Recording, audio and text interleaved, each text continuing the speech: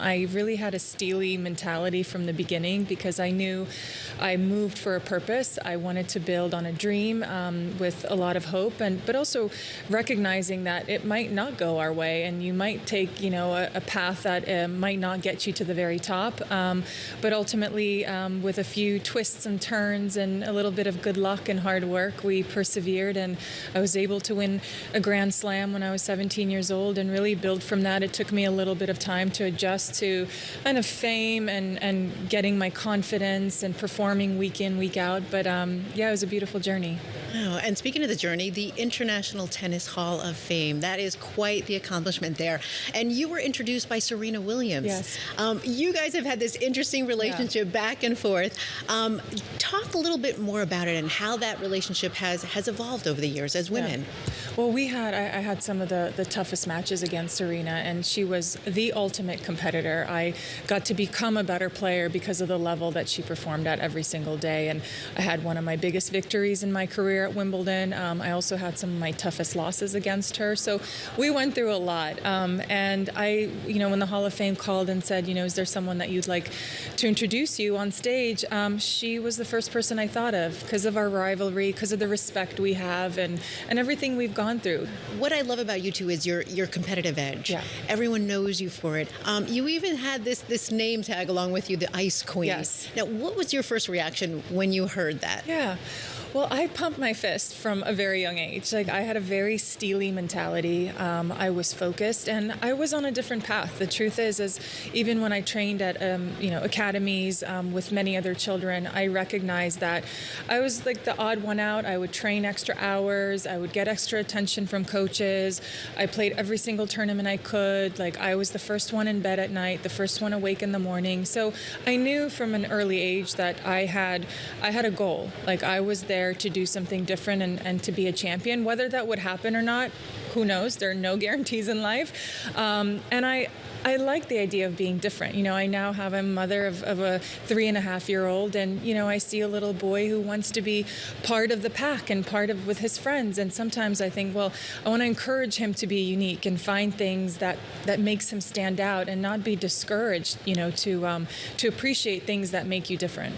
And it seems like it goes right into what you're doing now, into your podcast. Yeah. Pretty tough, because women out there, if we strive for something, it seems like we're kind of, I wouldn't say put down, but just like we're told, you know what? Take it easy. Yes.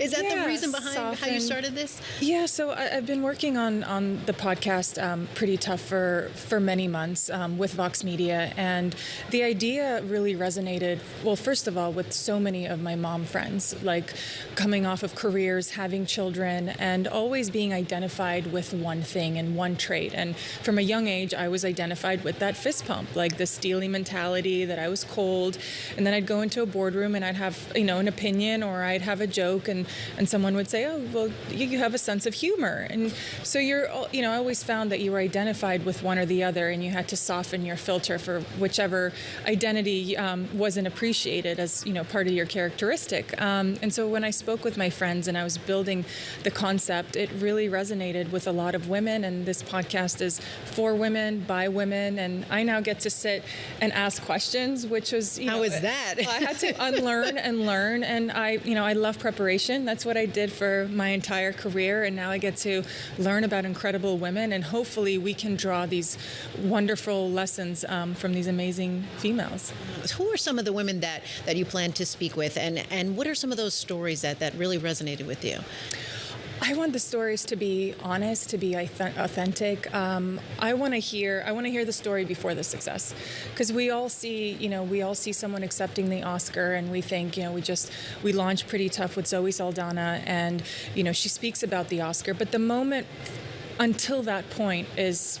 That's the part I want to learn about. I want to know how her ballet and dance informed the movements of all the movies that she's performed in.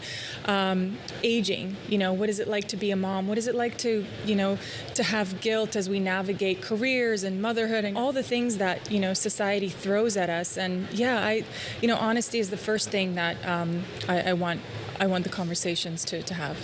Podcasting, it seems like it's a category that's dominated by men. I know a lot of the statistics point to that figure. Yes. Why do you think that is?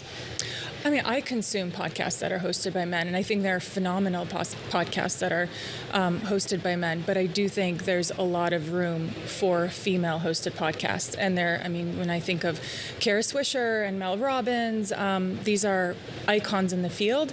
But I think there's more room in the sandbox. No, and you also have another name as entrepreneur at the same time. Yes. You work with brands. You invest Yes. in companies. Yeah. What's more nerve-wracking for you? Is it walking onto the tennis court or walking into a boardroom?